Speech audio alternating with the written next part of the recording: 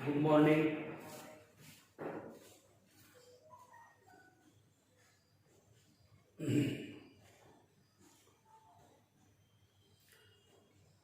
सर्व तासिकेला जॉईन झालेल्या विद्यार्थ्यांनी स्वतःचा मायक्रोफोन आणि व्हिडिओ फोन बंद करून ठेवा. आपला तास पूर्ण झाल्यानंतर आपण काही प्रश्न विचारणार आहोत. काळजीपूर्वक सर्वांनी तास ऐका.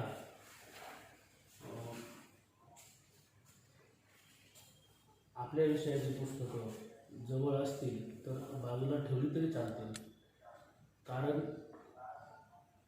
सामाजिक शास्त्रामध्ये आपण तासाला बसलो असताना पुस्तक आपण जवळ घ्यायचं नसतं.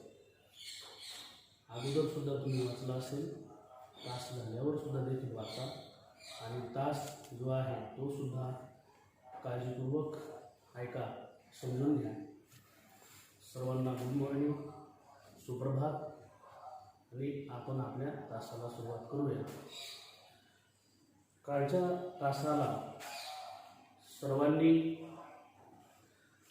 आपल्या इयत्ता 12वीच्या अभ्यासक्रमातील प्रकरण 3 जे आहे, भारत आणि युरोपीय वसाहतवाद, या प्रकरणाविषयी कालच्या तासाला पोर्तुगीज आणि त्यांचं भारतातलं वसाहतीकरण, या वसाहतीकरणाविषयी माहिती कालच्या तासाला घेतलेली होती.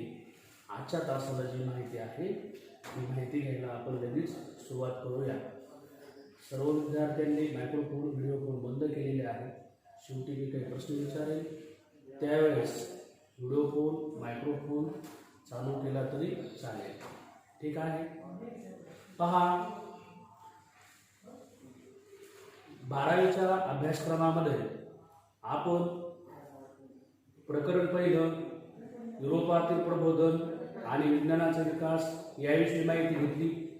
त्याचबरोबर प्रकरण 2 जे आहे युरोपीय वसाहतवाद, या युरोपीय वसाहतवादाविषयी देखील माहिती घेतली. आणि आता आपण 3ऱ्या प्रकरणाला कालपासून सुरुवात केलेली आहे. पहा विद्यार्थी मित्रांनो, मी अगोदर सुद्धा सांगितलेलं आहे. आता प्रकरण 3चं नाव आहे भारत, आपला देश, आणि युरोपीय वसाहतवाद. वसाहतवाद आपल्याला माहिती आहे, एखाद्या प्रगत देशाने स्वतःच्या सामर्थ्याच्या बळावर इतर देशावर सत्ता प्रस्थापित करणे, याला आपण वसाहतवाद म्हणतो. मागील प्रकरणामध्ये आपण अमेरिकेमध्ये, ऑस्ट्रेलिया, न्यूझीलंडमध्ये, आशियामध्ये, आफ्रिकामध्ये युरोपियन देशांनी वसाहती कशा स्थापन केल्या हे पाहिलं. उदयाची कारणे पाहिली, वसाहतवाद म्हणजे का पाहिलं, आणि हे युरोपियन देशाला का करावं लागलं हे अगोदर सुद्धा पाहिले. का करावं लागलं ते पहिल्या प्रकरणामध्ये. तिथं लागलेले वैज्ञानिक शोध, तिथं लागलेले भौगोलिक शोध, त्या ठिकाणी झालेलं प्रबोधन, त्या ठिकाणी झालेली औद्योगिक क्रांती, त्या ठिकाणी झालेलं अतिरिक्त उत्पादन, अतिरिक्त उत्पादनासाठी बाजारपेठेची गरज, कच्च्या मालाची गरज, त्यातून प्रदेश ताब्यात घेणे, वसाहती स्थापन करणे, त्यातून साम्राज्यवाद, आणि अशा पद्धतीने ती औद्योगिक क्रांती, युरोपातील औद्योगिक क्रांतीच वसाहतवादाला कारणीभूत ठरलेली आहे. पहिल्या प्रकरणामध्ये पाहिलं, 2ऱ्या प्रकरणामध्ये ते पाहिलं. आणि आता 3रं प्रकरण आहे भारत आणि युरोपीय वसाहतवाद. कालच्या तासिकेला पोर्तुगीजांनी भारतामध्ये वसाहती कशा स्थापन केल्या याविषयी आपण माहिती घेतली. जे पोर्तुगीज आहे त्या पोर्तुगीजांनी दीव, दमण, चोल, गोवा, होनावर, गंगोळी, बसरूर, मंगलोर, कन्नूर, कोंडुगल्लूर, कोची, कोल्लम या ठिकाणी वसाहती स्थापन केल्या आणि आजच्या तासाला आता ब्रिटिशांविषयी मागे सुद्धा बऱ्याच वेळेस बोललेलो आहे. पहा, भारत आपला देश आणि युरोपीय वसाहत आपल्या भारतातील वसाहत, भारत देशातील वसाहत. आज आपण 21व्या शतकात जगतो, पण आपण 14व्या शतकात काय झालं, 15व्या, 16व्या, 17व्या, 18व्या, 19व्या शतकात काय झालं याविषयी माहिती घेतो. आज आपण आपल्या देशामध्ये मोकळा श्वास घेतो. शेती, उद्योग, व्यापार, जीविताचं रक्षण, हिताचं रक्षण, मूलभूत अधिकार, कर्तव्य, लिखित राज्यघटना, घटनेने आपला अधिकार देखील दिलेले आहेत. पण असा मोकळा श्वास गेल्या 200-400 वर्षामध्ये भारत देशामध्ये जर काही सत्तेचा अपवाद जर सोडला, उदाहरणार्थ महाराष्ट्राच्या बाबतीमध्ये शिवशाही जर सोडली, शिवाजी महाराजांचे हिंदवी स्वराज्य मध्ये आपण चांगल्या पद्धतीने जीवन जगत होतो आणि बाकीच्या सत्तेच्या कालखंडामध्ये म्हणावं तसं स्वातंत्र्य आपल्याला नव्हतं. मग या ठिकाणी आपला मुद्दा असा चाललाय, भारत आणि युरोपीय वसाहतवाद यामध्ये ब्रिटिश. आता ब्रिटिशांनी आपल्याकडं वसाहती कशा स्थापन केल्या? भारताला 15 ऑगस्ट 1947 साली स्वातंत्र्य मिळालं. 26 जानेवारी 1950 साली राज्यघटना लागू झाली. स्वातंत्र्याच्या अगोदर ब्रिटिशांचं राज्य होतं. आपण म्हणतो ब्रिटिशांचं राज्य होतं, पण ते का होतं याविषयी सुद्धा आपण लक्षात घेतलं पाहिजे. आपला पराभव का झाला हे देखील आपण लक्षात घेतलं पाहिजे. कारण कोणत्याही प्रकारची राष्ट्रीय एकात्मता ब्रिटिश येण्याच्या वेळेस आपल्या देशामध्ये, आपल्या महाराष्ट्र प्रांतामध्ये देखील नव्हती. आपला पराभव का झाला? कारण आपण विज्ञानाकडं, तंत्रज्ञानाकडं, आधुनिक युद्ध साहित्याकडे दुर्लक्ष केलं. आपल्या भारतीयांचे, महाराष्ट्रीयांचे विचार अप्रगत होते. 2 उदाहरणं मी सांगतो. समजा एखाद्या व्यक्तीचा मृत्यू झाला तर त्याच्या पत्नीला भारतामध्ये सती जायला लावलं जात होतं. त्या व्यक्तीच्या चितेवर त्या महिलेला जिवंत जाळलं जात होतं. अशा प्रकारची सती प्रथा भारताच्या काही प्रांतामध्ये होती. जर आपण समुद्रावरून प्रवास केला, पाण्यावरून प्रवास केला तर आपला धर्म बुडतो. अशा प्रकारचे विचार आपले होते. मला सांगा, जर पती मृत्यू पावला तर एखाद्या महिलेचा दिवसा ढवळ्या आपण खून करत होतो आपल्या समाज व्यवस्थेमध्ये.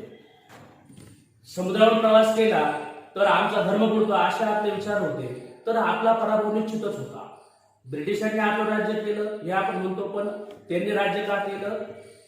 आपल्या सुद्धा देखील काही चुका आहेत हे लक्षात घेतलं पाहिजे. आता ब्रिटिश जे आहे त्या मुद्द्याकडे जात असताना आपण जो आहे थोडक्यात एक माहिती त्या ठिकाणी घेऊ.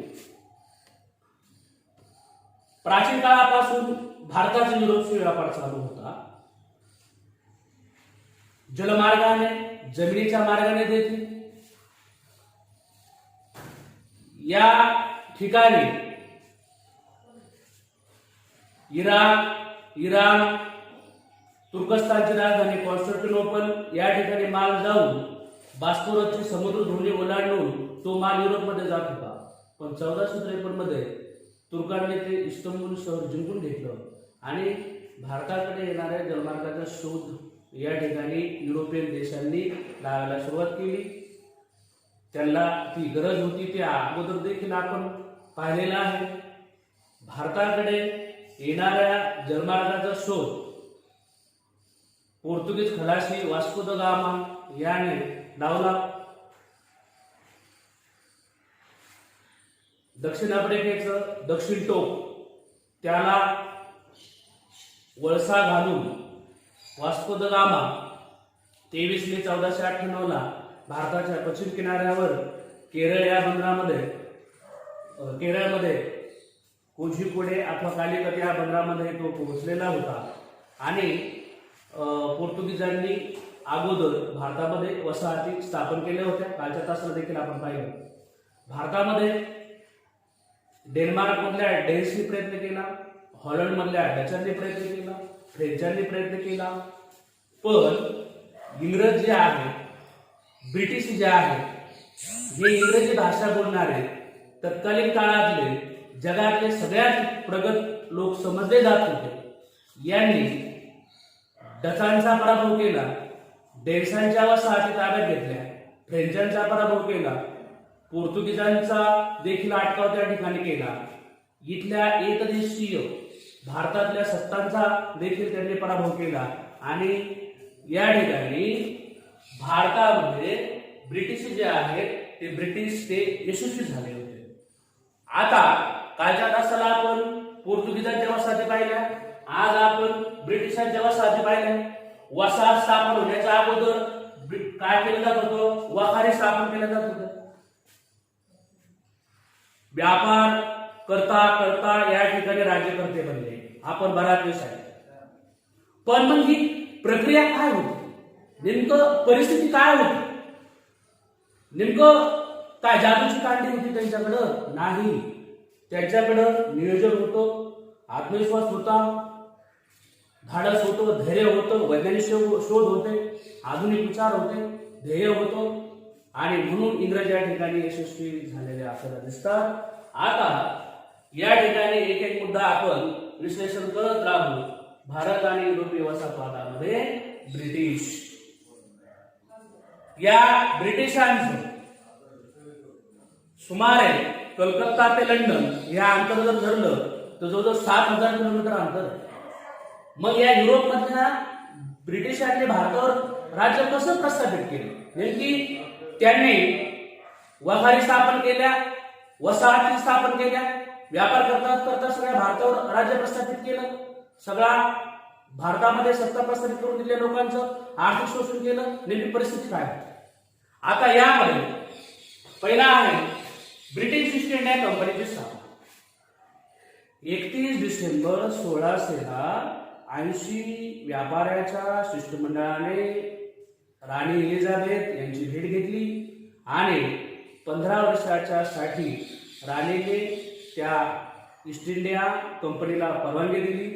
कंपनी एकत्र येणे आणि एकत्र येऊन काही व्यवसाय सुरू करणे त्याला कंपनी म्हटलं जातं. ब्रिटिश ईस्ट पूर्वेकडील देशाशी ब्रिटिश ईस्ट इंडिया कंपनी, पूर्वेकडील देशाशी भारताशी व्यापार करणारी जी ब्रिटिश ईस्ट इंडिया कंपनी आहे त्या कंपनीची स्थापना 31 डिसेंबर 1600 झाली होती. त्यानंतर पुढला मुद्दा आहे ईस्ट इंडिया कंपनीचं प्रशासन. आता या ईस्ट इंडिया कंपनीचं प्रशासन कसं चालत होतं? 2 मंडळ होती, the court of proprietors, the board of directors. Proprietors भागधारक मंडळ आणि डायरेक्टर्स संचालक मंडळ, हे दोनही मंडळ इंग्लंड मधून लंडन मधून कारभार त्यांचा चालत होता. डायरेक्टर मंडळाचे जे प्रमुख होते त्याला गव्हर्नर म्हटलं जात होतं. या 2 मंडळाच्या माध्यमातून कंपनीचा कारभार चालत होता आणि त्या कंपनीला भरपूर अधिकार प्राप्त झाले. राजघराण्याकडून, ब्रिटिश संसदेकडून कंपनीला चांगल्या प्रकारचे जे अधिकार आहेत ते अधिकार व्यापाराचे प्राप्त झाले होते आणि नंतर कंपनीच्या अधिकारात वाढ होतच गेली होती. या ठिकाणी व्यापार करणे, युद्ध करणे, तह करणे, प्रदेश ताब्यात घेणे, वखारी स्थापन करणे, वखारीला तटबंदी बांधणे, स्वसंरक्षणासाठी सैन्य ठेवणे, एकूणच कंपनी स्थापन होत असतानाच राजघराण्याकडून, ब्रिटिश संसदेकडून, संचालक मंडळाकडून त्या ब्रिटिश ईस्ट इंडिया कंपनीला भारताबरोबर व्यापार करण्याचे आणि एकूणच भारतावर राज्य प्रस्थापित करण्याचे पूर्णपणे अधिकार मिळालेले होते. पूर्णपणे अधिकार मिळाले होते. त्या अधिकारामध्ये वाढ होत गेलेली आपल्याला दिसते. आता कंपनी भारतात आल्यानंतर, व्यापार करण्याला सुरुवात केल्यानंतर या ठिकाणाहून कच्चा माल नेणे, तेथून पक्का माल तयार करून भारतात विकणे, येथून पक्का माल नेणे, तिथं पक्का माल विकणे, या ईस्ट इंडिया कंपनीच्या माध्यमातून जो नफा मिळत होता तो संचालक मंडळाला, भागधारकांना, तिथल्या संसदेतील लोकांना, तिथल्या राजघराण्यांना एकंदरीत या ईस्ट इंडिया कंपनीच्या माध्यमातून पूर्णपणे फायदा ब्रिटन या देशातील सगळ्या लोकांना होत होता आणि त्याचा तोटा भारतातल्या सगळ्या लोकांवर होत होता. अशा प्रकारची व्यवस्था त्या ईस्ट इंडिया कंपनीच्या माध्यमातून होती.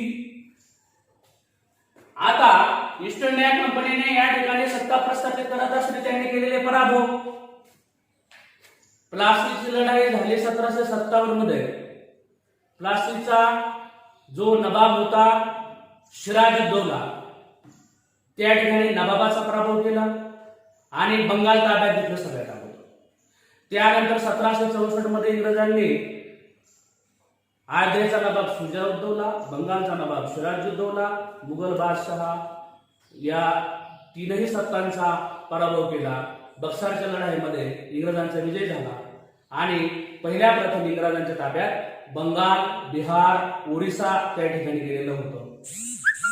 वखारी स्थापन करणे, वसाहती स्थापन करणे आणि तिथला प्रदेश ताब्यात घेणे, अशा पद्धतीची व्यवस्था कंपनीने त्या ठिकाणी चालवली होती. आणि नंतर कंपनीने स्वतःच्या अधिकारामध्ये वाढ होत गेल्यानंतर जास्तीत जास्त भारतावर राज्य प्रस्थापित करण्याचं धोरण ठेवलं होतं.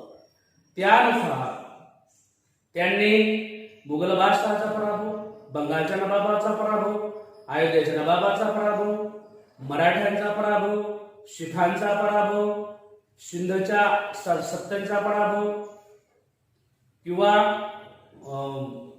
जे म्हैसूरच्या हैदर अली आहेत त्यांचा पराभव, बाकीच्या छोट्या मोठ्या सगळ्या सत्ता ज्या आहेत त्या सत्ताचा पराभव त्यांनी केला.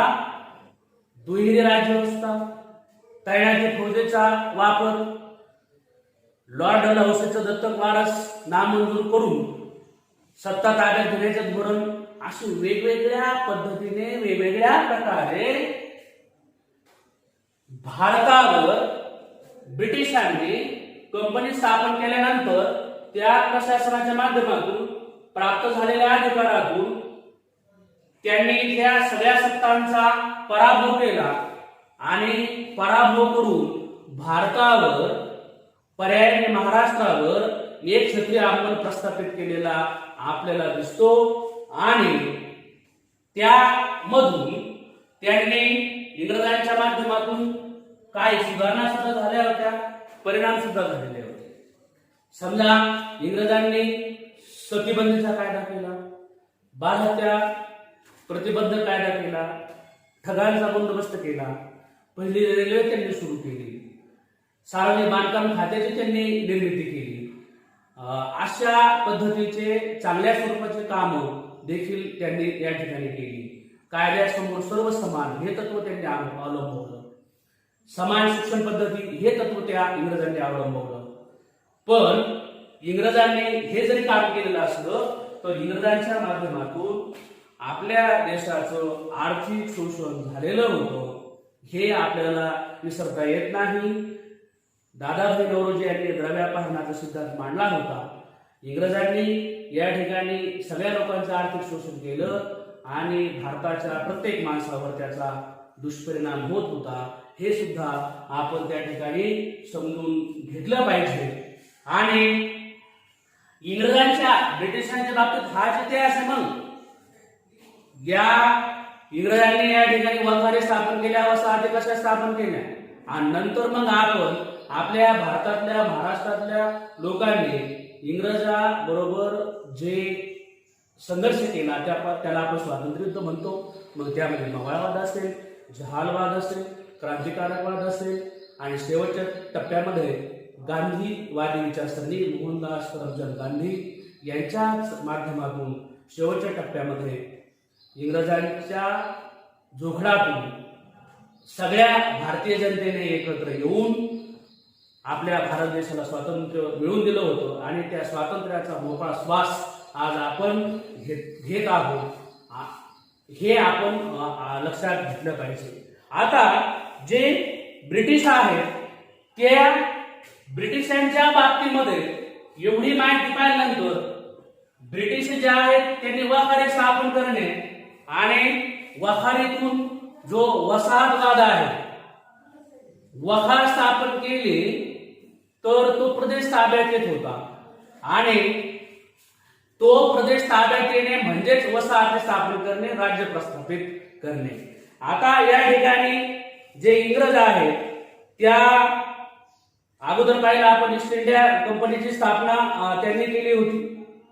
मग या काळामध्ये जहाज जी आहेत शिडावर चालणारी होती, आणि शिडावर चालणारे जहाज असल्यामुळे ठराविक काळात निघायचं आणि ठराविक काळात परत जायचं, अशी पद्धत ब्रिटिश व्यापाऱ्यांना त्या जहाजांना अवलंबावी लागत होती. त्यामुळं माल खरेदी करणं, विकणं, भाव कमी असताना खरेदी केलेला माल ठेवण्यासाठी ईस्ट इंडिया कंपनीला भारतामध्ये कायमस्वरूपी जागेची आवश्यकता निर्माण झाली.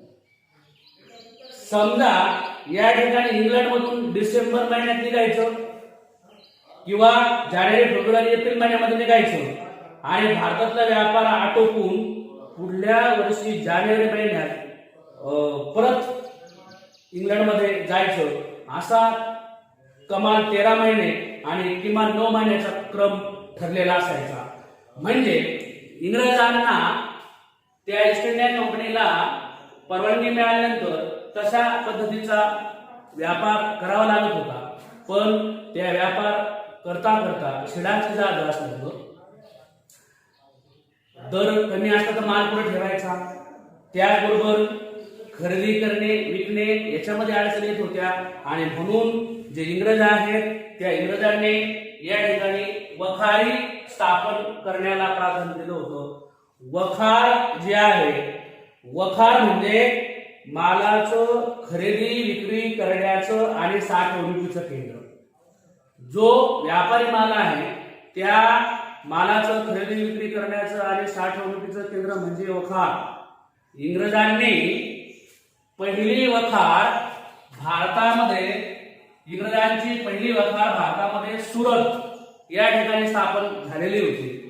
1615 मध्ये सर थॉमस रो हा ब्रिटिश अधिकारी मुघल बादशाह जहांगीर यांच्याकडून त्यांनी परवानगी घेतली होती आणि सुरतला त्यांनी पहिली वखार स्थापन केली होती. वखार म्हणजे माल ठेवण्याचं साठवणुकीचं केंद्र. त्या वखारीला ठाणे म्हणायचे, वखारीला फॅक्टरी म्हणायचे. फॅक्टरी, ठाणे, वखार, माल साठवणुकीचं केंद्र याचा सगळ्यांचा अर्थ त्या ठिकाणी एकच होतो. आता जी वखार आहे त्या वखारीला मोठी जागा असायची. वखारीमध्ये मालाचं कोठार माल ठेवण्यासाठी असायचं. निवासस्थान सुद्धा त्या वखारीतच राहत होतं. कार्यालय जे आहे ते कार्यालय सुद्धा त्या ठिकाणीच राहत होतं. या वखारीवर इंग्रजांचा झेंडा, पांढऱ्या पार्श्वभूमीवर तांबडा क्रॉस अशा प्रकारचा झेंडा त्या वखारीवर लावला जात होता. वखारीतील जेवणामध्ये पाव, मांस, भात, डाळ, तांदूळाची खिचडी, लोणचे यांचा समावेश केला जात होता. मनोरंजन किंवा नोकराच्या श्रमपरिहारासाठी कंपनीने सुरत, कारवार, मच्छलीपट्टण, पेतापुली, चेन्नई आणि मुंबई या ठिकाणी बागा सुद्धा उभारल्या होत्या. म्हणजे पहा, लक्षात घ्या, इंग्रजांनी व्यापारासाठी या ठिकाणी वखारी स्थापन केल्या होत्या आणि त्या वखारीमध्ये पूर्णपणे कर्मचारी, मालाचं साठवणुकीचं केंद्र त्या ठिकाणी ठेवलं जात होतं आणि त्या माध्यमातून जो व्यापार आहे तो व्यापार जास्तीत जास्त या ठिकाणी केला जात होता. आता जे वखारी आहेत त्या वखारीचा प्रमुख जो आहे त्या प्रमुखाला सुद्धा चांगल्या प्रकारचे अधिकार दिले जात होते. वखारीमध्ये नोकर जे आहेत ते नोकर सुद्धा राहत होते. त्या अगोदर सुद्धा आपण पाहिलं. म्हणजे इंग्रज जे आहेत त्या इंग्रजांनी वखारी स्थापन केल्यानंतर त्या वखारीचं एक चांगल्या पद्धतीचं प्रशासन जे आहे ते प्रशासन त्या ठिकाणी राबवलेलं आपल्याला दिसतं. इंग्रजांनी वखारी सगळ्या भारतामध्ये स्थापन केल्यानंतर त्याचे 3 भाग केले होते: मुंबई, मद्रास आणि कलकत्ता. मुंबईचा जो प्रमुख असेल त्याला गव्हर्नर म्हटलं जात होतं, मद्रासचा जो प्रमुख असेल त्याला गव्हर्नर म्हटलं जात होतं आणि कलकत्त्याचा जो प्रमुख होता त्याला गव्हर्नर जनरल म्हटलं जात होतं. आणि त्या गव्हर्नर जनरल हे पद 1857च्या उठावानंतर त्या गव्हर्नर जनरललाच नाव दिलं होतं व्हाईसरॉय. 1857च्या उठावापर्यंत भारतावर ईस्ट इंडिया कंपनीचं राज्य होतं आणि 1857च्या उठावानंतर 1947 पर्यंत ब्रिटिश सरकारचं राज्य. अशा पद्धतीची त्या ठिकाणी राज्य चालवण्याची, प्रस्थापित करण्याची, कंपनीची आणि ब्रिटिश सरकारची पद्धती त्या ठिकाणी होती. पण अगोदर वखारी स्थापन करणे आणि वखारीच्या माध्यमातून पूर्णपणे भारतावर त्यांनी अधिराज्य प्रस्थापित केलं होतं हे त्या ठिकाणी आपल्याला सांगता येतं. आता या ठिकाणी वखारींना त्या कंपनी, ब्रिटिश त्या कंपनीला देखील कसे अधिकार प्राप्त झाले होते ते देखील आपण अगोदर त्या ठिकाणी पाहिलं. 17व्या शतकाच्या उत्तरार्धात कंपनीचा कारभार सुरत आणि मद्रास या ठिकाणाहून चालत होता. मद्रास जे आहे त्या मद्रासच्या कार्यकक्षेमध्ये भारताचा पूर्व किनारा, ओरिसा, बंगाल आणि पूर्वेकडील इतर देश येत होते. आणि सुरत जे आहे ते सुरत या कार्यकक्षेमध्ये राजापूर, मोखा, बसरा या ठिकाणच्या वखारी येत होत्या. सुरत जे आहे त्या सुरतेच्या वखारीमध्ये एक हिशोबनीस, कोठार प्रमुख, त्याचबरोबर खजिनदार, काही वखारदार, कारकुन असत, त्यांच्या जोडीला धर्मगुरू, सर्जन, मदतनीस, स्वयंपाकी, वखारीचा प्रमुख प्रेसिडेंट, एक तुतारीवाला, अशा प्रकारचं प्रशासन जे आहे त्या वखारीच्या माध्यमातून चालत होतं. प्रत्यक्ष वखारीमध्ये काम करणाऱ्या इंग्रजांमध्ये शिकाऊ उमेदवार, अप्रेंटिस, कारकुन आणि फॅक्टर अशा प्रकारचे हुद्दे होते. शिकाऊ उमेदवार ते प्रेसिडेंट सगळे वखारीच्या आवारातच राहत होते आणि वखारीमध्ये भोजनाची सुद्धा सोय होती. म्हणजे पहा, इंग्रजांनी ज्या वखारी स्थापन केल्या होत्या त्या वखारीमध्ये वखारीचा प्रमुख प्रेसिडेंट, वखारीचे इतर नोकर, माल ठेवायचा, त्यांना राहण्याची सोय, भोजनाची सोय, करमणुकीची सोय सगळी त्या ठिकाणी केली जात होती. मालाची साठवणूक त्या वखारीमध्ये केली जात होती. इंग्रजांनी पहिली वखार स्थापन केली होती भारतामध्ये, सुरतमध्ये, आणि नंतर 3 भाग केले होते. ती मगाशी सुद्धा मी ते सांगितलं. आणि या ठिकाणी मद्रासच्या भागामध्ये काही वखारी येत होत्या, सुरतच्या भागामध्ये काही वखारी येत होत्या, किंवा इंग्रजांनी भडोच, अहमदाबाद, आग्रा, मच्छलीपट्टण, मद्रास, हुबळी, ढाका, बलसोर, कलकत्ता सर्वच भागामध्ये या वखारी स्थापन केल्या होत्या. आणि वखारी स्थापन केल्यानंतर तिथला प्रदेश त्या ब्रिटिशांच्या ताब्यात येत होता. त्या माध्यमातून ब्रिटिशांनी या ठिकाणी स्वतःचं वखारीकरण, वसाहतीकरण, सत्ता ताब्यात घेणे, एकूण राज्य करणे हे धोरण अवलंबलेलं होतं आणि त्याच्या तळाशी होतं व्यापार करणे अगोदर वखार स्थापन करणे. आता या ठिकाणी जे कंपनीचे कर्मचारी होते त्यांना सुद्धा खाजगी व्यापार करण्याचा सुद्धा अधिकार होता, पण त्यांनी कापड, नीट, मसाल्याचे पदार्थ, लोकर, शिसे, हस्तदंत या वस्तू सोडून बाकीच्या वस्तूचा व्यापार करण्याचे अधिकार या ब्रिटिश ईस्ट इंडिया कंपनीच्या नोकरांना होते. या वाखारीच्या संरक्षणासाठी इंग्रजांनी किल्ले बांधण्याचं धोरण सुद्धा ठेवलं होतं. पहिल्या प्रथम मद्रासच्या उत्तरेला सुमारे 90 किलोमीटर अंतरावर इंग्रजांनी अर्मगाव या ठिकाणी किल्ला बांधला होता आणि मद्रास या ठिकाणी सुद्धा किल्ला बांधला होता. मद्रास या ठिकाणी किल्ला जो बांधला होता त्याला फोर्ट सेंट जॉर्ज असं नाव दिलं होतं. तेथे त्यांनी तानसा सुद्धा सुरू केली होती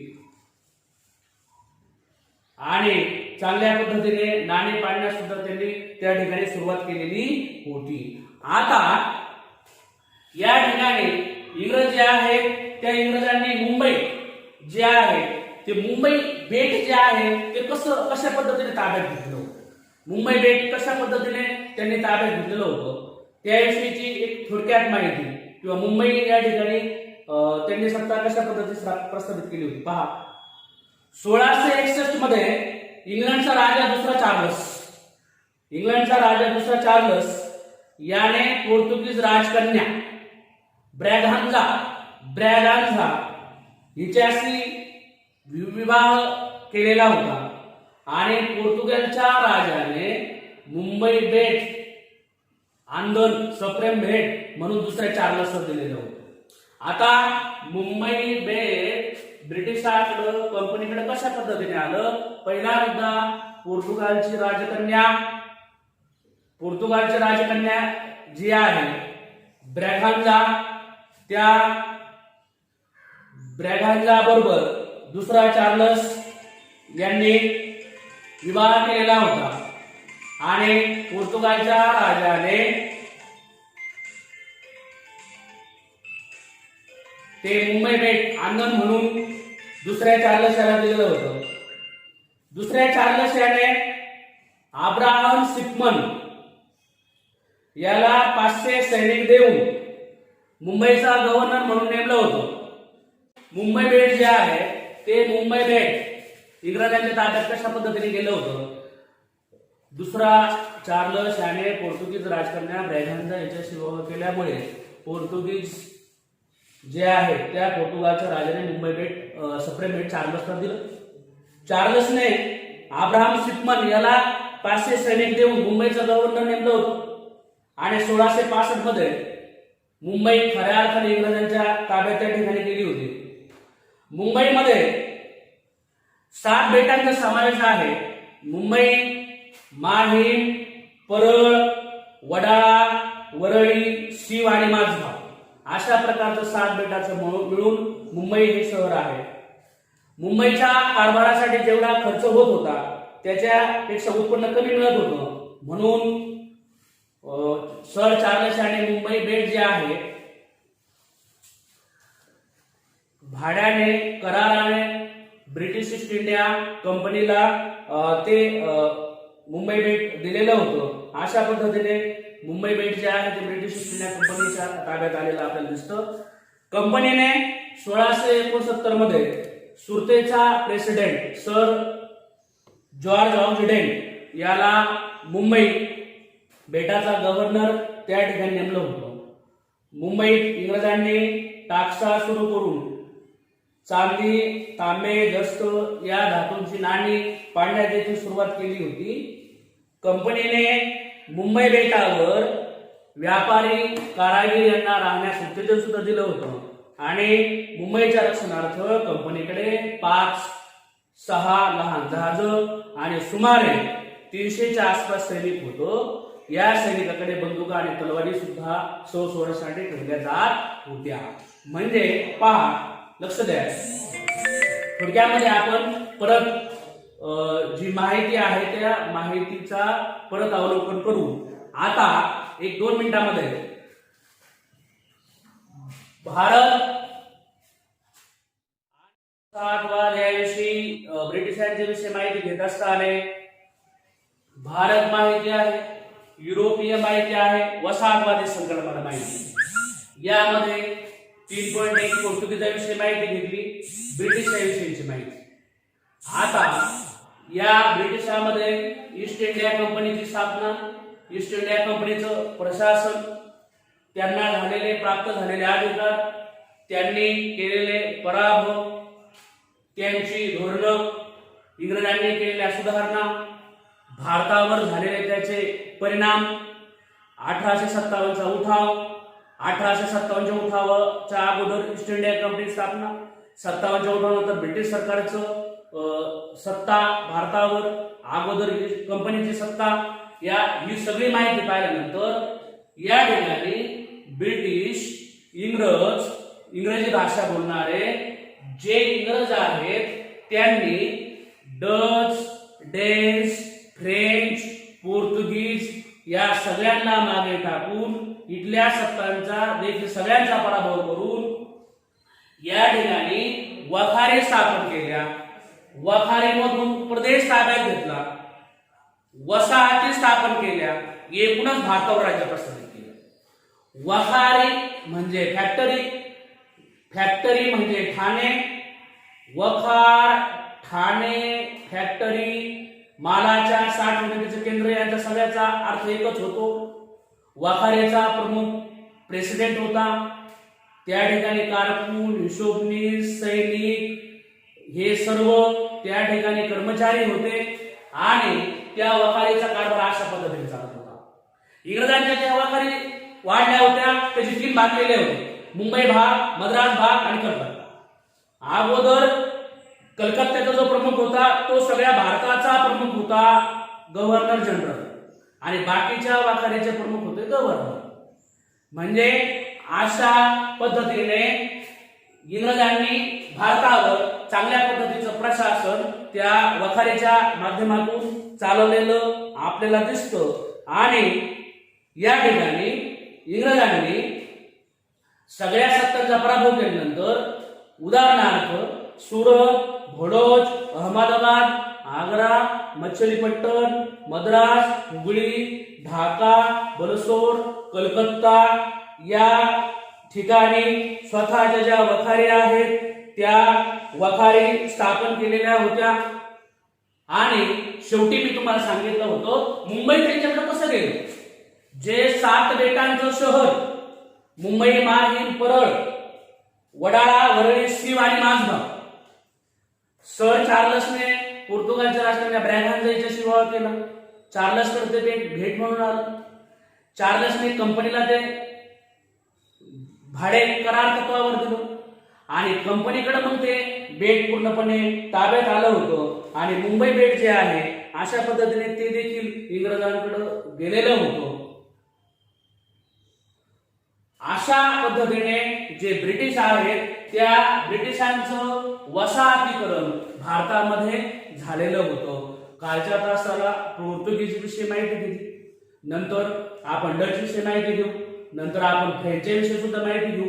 पण लक्षात घ्या, पहा नेमकी परिस्थिती कशा पद्धतीची असते, कारण आपला आणि ब्रिटिशांचा सहसंबंध त्या ठिकाणी येतो। 15 ऑगस्ट 1947च्या अगोदर ब्रिटिशांचं आपलं राज्य होतं आणि मग त्या ब्रिटिशांचं राज्य होतं, मग का होतं, कसं होतं, कशा पद्धतीने त्यांनी वाढवलं आणि आपण त्यांना कशा पद्धतीने पराभूत केलं आणि स्वातंत्र्य मिळवलं, या सगळ्या गोष्टीचा उहापोह आजच्या तासाला आपण या ठिकाणी घेतलेला आहे। आणि अशा पद्धतीची माहिती या ब्रिटिशांविषयी आपण या ठिकाणी थोडक्यात घेतलेली आहे। ब्रिटिशांचा आणि आपला संबंध अशा पद्धतीने आपल्याला त्या ठिकाणी स्पष्ट करता येतो। वखारीच्या व्यापाराच्या माध्यमातून त्यांनी या ठिकाणी सत्ता प्रस्थापित केली होती। त्यांनी काही सुधारणा जरी केल्या तर जे वाईट परिणाम होते, वेगळे परिणामच जास्त आपल्यावर झाले होते। हा भाग आपण जास्तीत जास्त समजून घेतला पाहिजे। ही बाब जी आहे ती जास्तीत जास्त महत्त्वाची असलेले आपल्याला या ठिकाणी दिसते. आता मी तुम्हाला काही प्रश्न विचारतो. व्हिडिओ फोन आणि तुम्ही मायक्रोफोन जरी चालू केले तरी चालते.